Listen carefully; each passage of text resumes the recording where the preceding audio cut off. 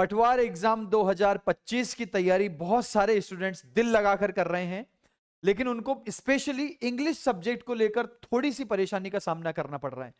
पहली बात तो कितना पढ़े इंग्लिश में, कैसे सिलेबस को कवर करें कि हमारे ज्यादा से ज्यादा मार्क्स आए। क्या हम इंग्लिश सब्जेक्ट को छोड़ दें, छोड़ने से काम चल जाएगा, या अगर पढ़ना है तो कितना पढ़ना है, कहां से पढ़ना है, कैसे पढ़ना है। आज के इस सेशन में दोस्तों मैं आपको बताने वाला हूं कंप्लीट पटवार इंग्लिश में कैसे हम पूरे 11 में से 11 या 10 क्वेश्चन अगर आएंगे तो 10 में से 10 कैसे सही कर सकते हैं। नमस्कार दोस्तों, आप सभी का स्वागत करता हूं क्वालिटी एजुकेशन के इस ऑनलाइन मंच पर। और आज के इस बेहद इंपॉर्टेंट सेशन में पटवार एग्जाम की तैयारी कर रहे स्टूडेंट्स के बारे में मैं एक शानदार ये सेशन लेके आया हूं। इससे आपको थोड़ा सा एहसास होगा। देखो, पटवार एग्जाम में जो इंग्लिश का सिलेबस दिया हुआ है दोस्तों, वो बिल्कुल ठीक तरह से नहीं दिया हुआ है। आप देख सकते हैं, सबसे पहले तो सिलेबस क्या है।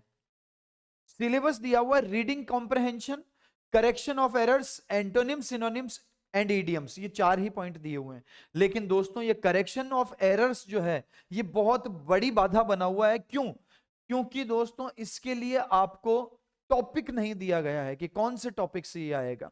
अब अगर टॉपिक नहीं दिया हुआ है तो स्टूडेंट्स के मन में ये रहता है कि अब इसमें ग्रामर पढ़ें तो कौन से टॉपिक पढ़ें, क्या पूरी ग्रामर पढ़ लें। अगर पूरी ग्रामर पढ़ोगे तो क्वेश्चन तो 2 या 3 आएंगे।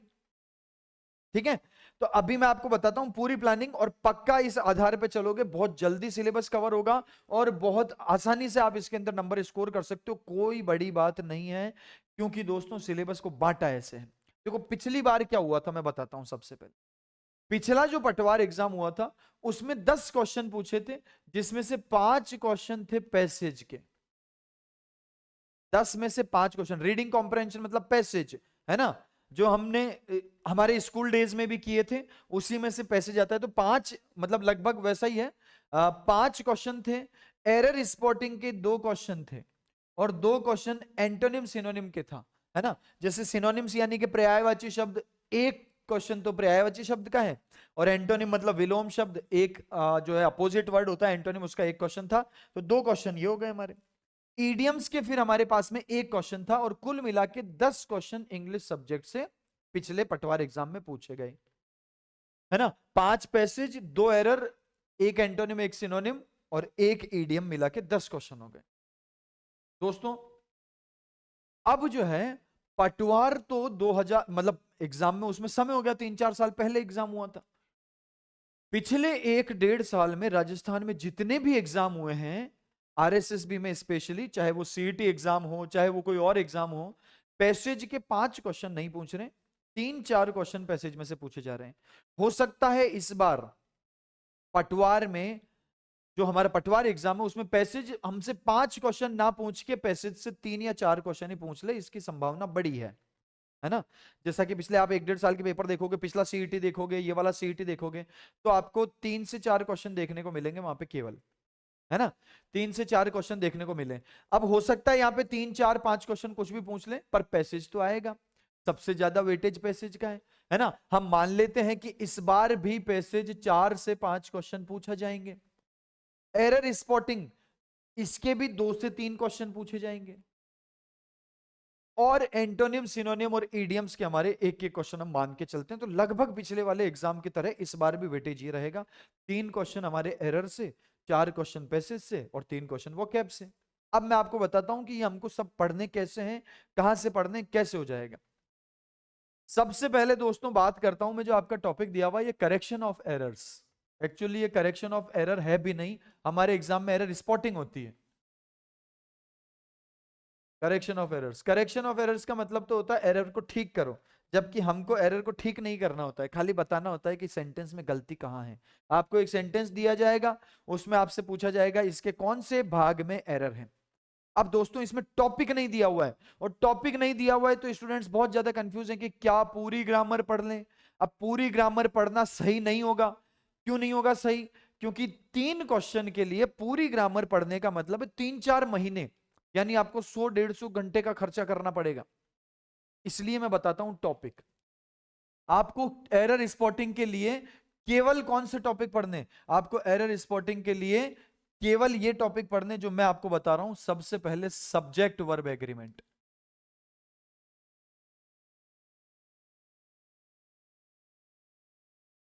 इसके बाद अगला टॉपिक टेंस। देखो टेंस में से क्वेश्चन आएगा 100% आएगा। पिछला जो पटवार एग्जाम हुआ है उसमें जो हमारे 4 पारियां थी, 4 जो पेपर हुए थे, उसमें से 2 में हमको टेंस का क्वेश्चन, और टेंस का क्वेश्चन जरूर आपके इस बार भी एग्जाम में होगा, ये आप मान के चलो, और ये पढ़ना चाहिए। सब्जेक्ट वर्ब एग्रीमेंट क्यों पढ़ना है? क्योंकि चाहे आपका एरर का क्वेश्चन किसी भी टॉपिक से हो, उसमें सब्जेक्ट वर्ब एग्रीमेंट आपको आना जरूरी है। क्यों? क्योंकि एरर स्पॉटिंग में सबसे पहले इसी को चेक किया जाता है कि सेंटेंस का सब्जेक्ट कौन है और वर्ब कौन है, इसी का एग्रीमेंट करना है। तो हर सेंटेंस में सब्जेक्ट और वर्ब जरूर होते हैं, तो एग्रीमेंट तो आपको हर सेंटेंस में करके देखना ही है। क्या पता सब्जेक्ट वर्ब एग्रीमेंट की एरर हो। जरूरी नहीं है किसी सेंटेंस में एडजेक्टिव हो, जरूरी नहीं है किसी सेंटेंस में नाउन हो, जरूरी नहीं है किसी सेंटेंस में आर्टिकल लिखा हो, लेकिन ये जरूरी है हर सेंटेंस में सब्जेक्ट और वर्ब जरूर होंगे। इसलिए ये टॉपिक आपको किसी भी हालत में आना ही चाहिए। उसके बाद टेंस का टॉपिक आपको पढ़ना है। अगला टॉपिक आपका है आर्टिकल। पिछले पटवार में भी आर्टिकल से क्वेश्चन पूछा था और इस बार भी पूछ सकते हैं। एक टॉपिक है हमारा डिग्री ऑफ एडजेक्टिव। पिछले पटवार एग्जाम में एक क्वेश्चन इससे भी पूछा गया था, डिग्री ऑफ एडजेक्टिव। ये टॉपिक आपको पढ़ना है। इसके अलावा एक और टॉपिक है दोस्तों, कंजंक्शन। ये टॉपिक आपको जरूर पढ़ना है। मोटा मोटी बस ये 4-5 टॉपिक हैं जिनमें से आपका एरर स्पॉटिंग का क्वेश्चन बन जाएगा। तो पहली प्रायोरिटी पे, प्राथमिकता पे एरर स्पॉटिंग में ये टॉपिक तैयार करो, और ये टॉपिक बहुत जल्दी जल्दी कवर हो जाते हैं। छोटे छोटे टॉपिक हैं, 3-4 घंटे में कंजंक्शन हो जाता है, 3-4 घंटे में डिग्री ऑफ एडजेक्टिव हो जाता है, 3-4 घंटे में आर्टिकल, टेंस की आर्टिकल हो जाता है। टेंस टॉपिक थोड़ा सा बड़ा है, लेकिन टेंस आपको आना चाहिए। पूरी इंग्लिश इस पे डिपेंड करती है, आपको बहुत सारी मदद करेगा ये। तो टेंस आपको आना चाहिए, थोड़ा बड़ा टॉपिक है। केवल टेंस और सब्जेक्ट वर्ब एग्रीमेंट को डिटेल में पढ़ लो, बाकी इनके रूल्स याद कर लो। हमने पढ़ाया है, हम आपको पढ़ाएंगे, प्रैक्टिस कराएंगे। एक भी क्वेश्चन ऐसा नहीं है कि इनके हमारे पढ़ाए हुए से बाहर आ जाए, क्योंकि सारा सब कुछ पढ़ाएं। बस शर्त यह है कि आपको समझ में भी चीजें आए, उसके लिए आपको प्रैक्टिस करनी होती है। ठीक है? तो ये हमारे मोटा मोटी एरर स्पॉटिंग के टॉपिक्स हैं, इनको फर्स्ट प्रायोरिटी पे करो। अगर आप ये चाहते हैं कि मेरा तो क्वेश्चन गलत होना ही नहीं चाहिए, मेरे तो इंग्लिश में पूरे ही नंबर आने चाहिए, तब आपको 1-2 और टॉपिक बता देता हूं। कौन कौन से टॉपिक पढ़ लो आप? प्रीपोजिशन और डिटर्मिनर, प्रीपोजिशन और डिटर्मिनर। आपको वर्ब एडवांस पढ़ने की बिल्कुल जरूरत नहीं है। नॉन फाइनाइट वर्ब कभी मत पढ़ना, पटवार एग्जाम में क्वेश्चन नहीं आएगा, 100% नहीं आएगा।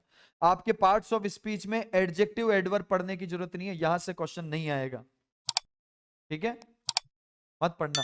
आज तक हमारे एग्जाम में आरएसएसबी ने जितने भी एग्जाम में एरर स्पॉटिंग डाला है, उन्होंने टॉपिक मेंशन करके दिया है, टॉपिक लिखा है कि किस किस टॉपिक में से हम जो है एरर स्पॉटिंग का क्वेश्चन पूछेंगे, और उसमें केवल 3 टॉपिक दिए हुए होते हैं, subject verb agreement, degree of adjective और कंजंक्शन। ठीक है? इसके अलावा टेंस और आर्टिकल इंपॉर्टेंट है, ये 5 टॉपिक में से आ जाएगा। पूरी ग्रामर पढ़ने की आवश्यकता आपको नहीं है। ठीक है ना? पूरी ग्रामर पढ़ने की आवश्यकता इसलिए नहीं है कि उसमें आपको समय बहुत ज्यादा देना पड़ेगा, और 2-3 क्वेश्चन के लिए उतना समय देना उसमें उतना उचित नहीं है ना?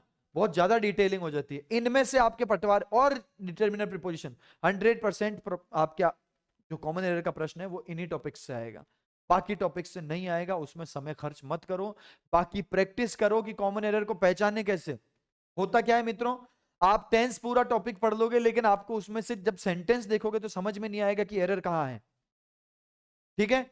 इसके बाद हम बात करते हैं दोस्तों रीडिंग कॉम्प्रहेंशन।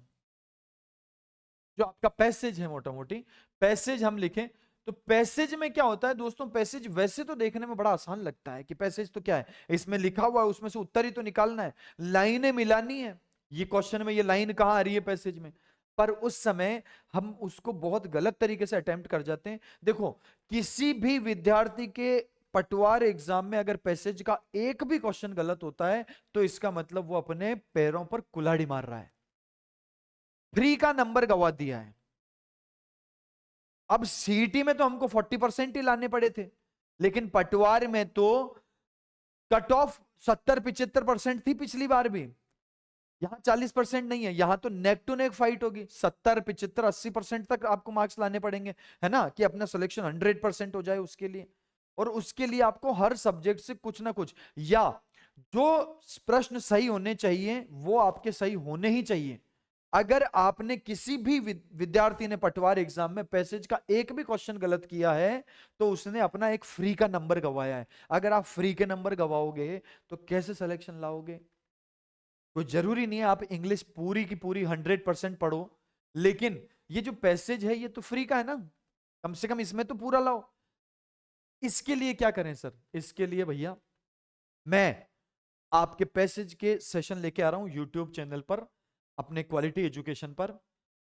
इस क्लास के जस्ट बाद जो मेरी क्लास आएगी उसमें मैं आपको पैसेज के सेशंस कराऊंगा, 4-5 सेशन पैसेज के कराऊंगा, जिसमें आपको 20-25 पैसेज कराऊंगा, बढ़िया, है ना।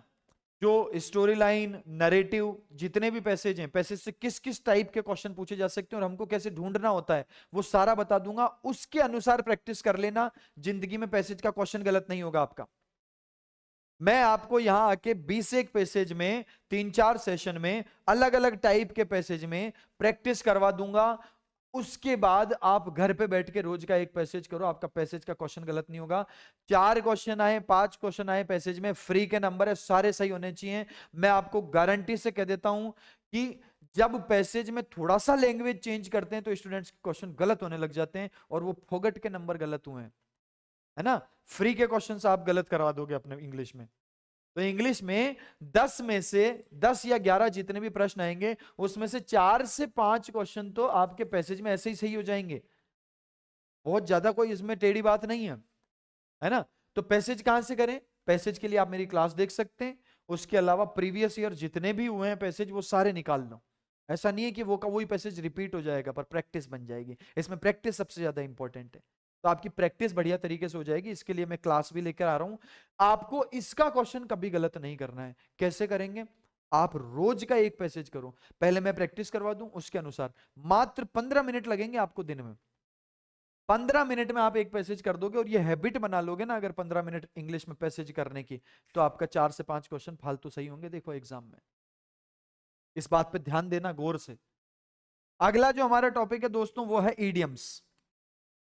देखो हमारे वोकैब में 3 टॉपिक दे रखे हैं पटवार में, सिनोनिम, एंटोनिम्स और ईडियम। इसमें सबसे इजी है ईडियम्स।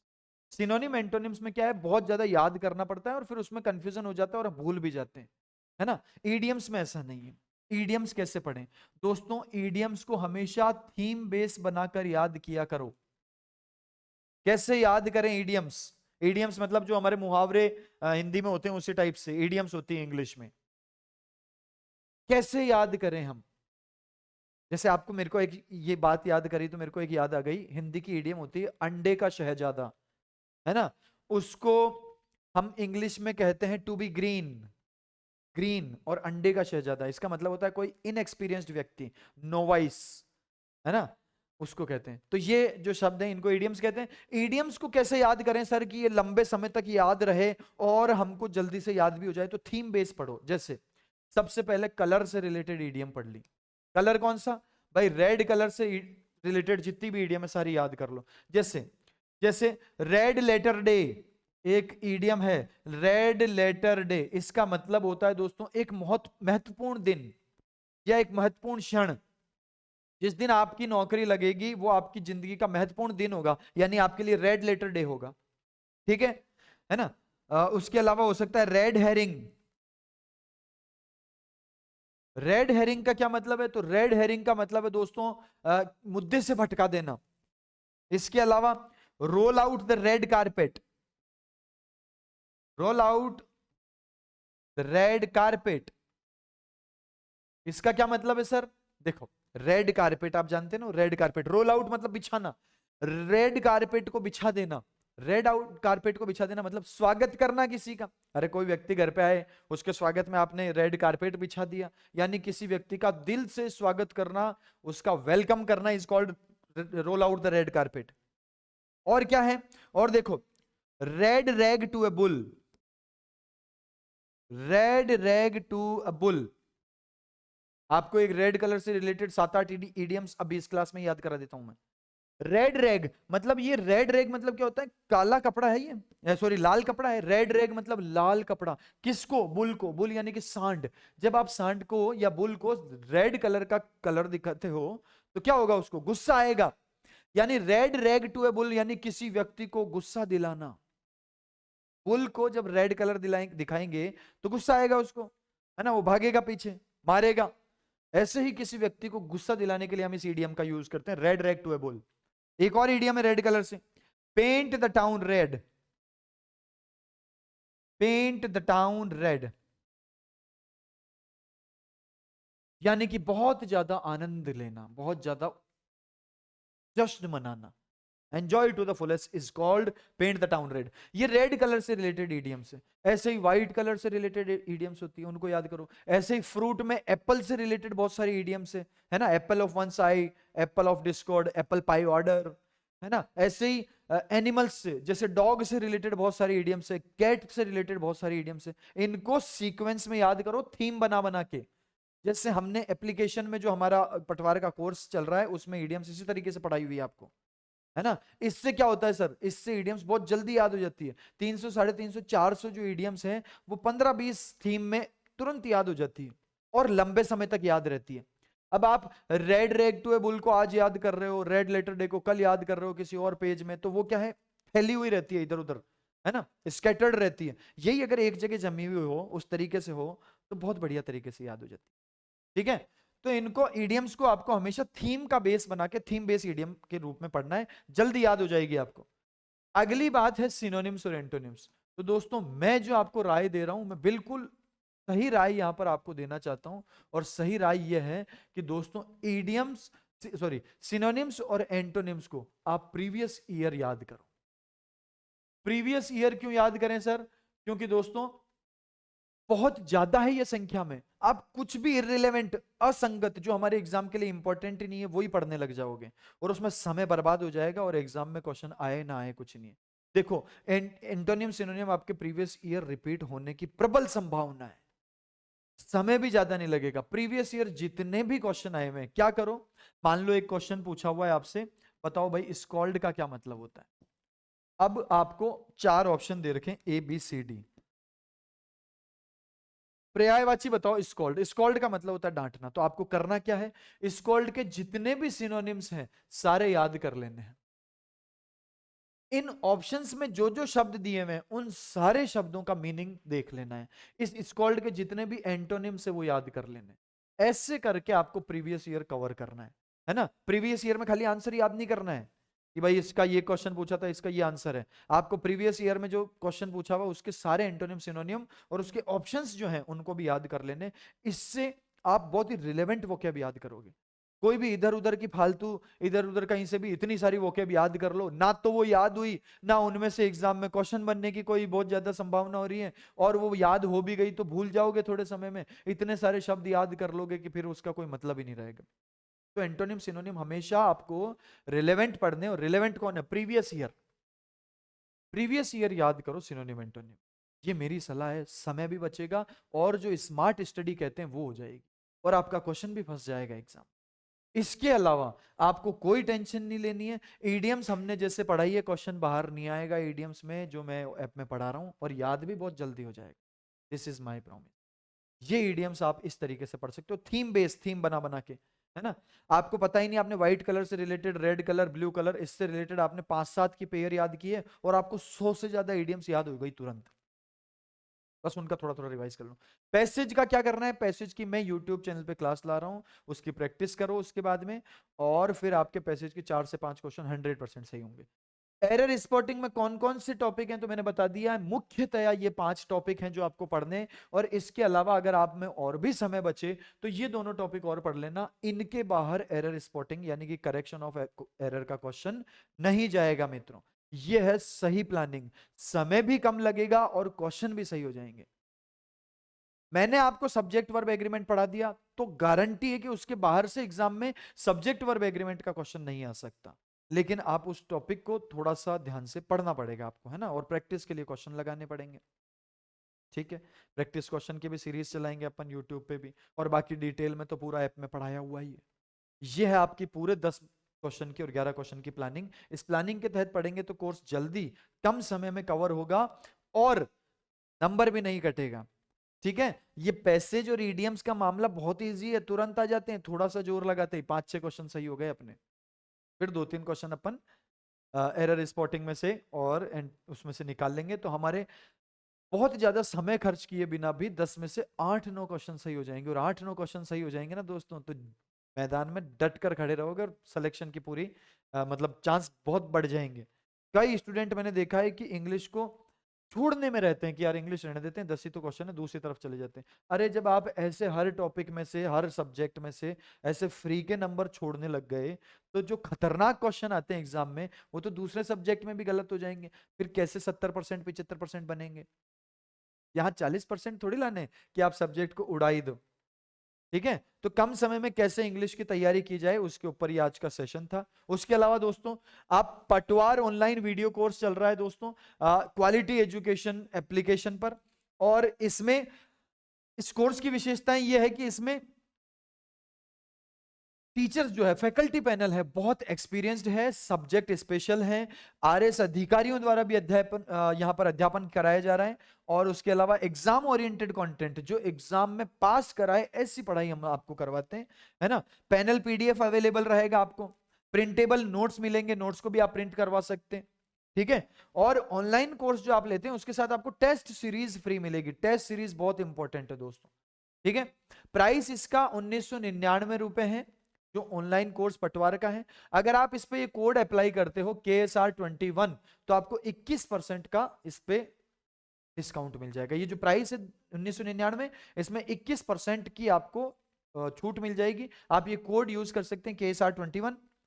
ठीक है। और इसके अलावा दोस्तों, ऑनलाइन टेस्ट सीरीज भी पटवार की क्वालिटी एजुकेशन पर चल रही है।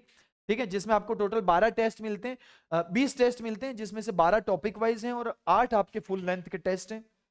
प्राइस इसकी मात्र 299 है, और इस पे भी अगर आप ये कूपन कोड यूज करते हो KSR21, और तो इस पे आपको 21% का ऑफ मिल जाएगा।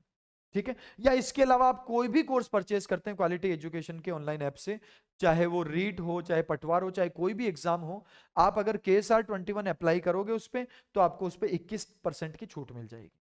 ठीक है दोस्तों। तो आप ऑनलाइन जो ऐप चल रहा है उसके माध्यम से, और अगर आपको प्रैक्टिस करनी है तो आप बने रहें चैनल पे, उस पे आपको अब अगला मैं जो पैसेज की प्रैक्टिस कराऊंगा उस सेशन में आपको मिलूंगा। तो ये थी हमारी आज की बहुत इंपॉर्टेंट स्ट्रेटेजी फॉर इंग्लिश और पटवार एग्जामिनेशन। मिलते हैं अगले सेशन में। Till then it's bye bye, take care.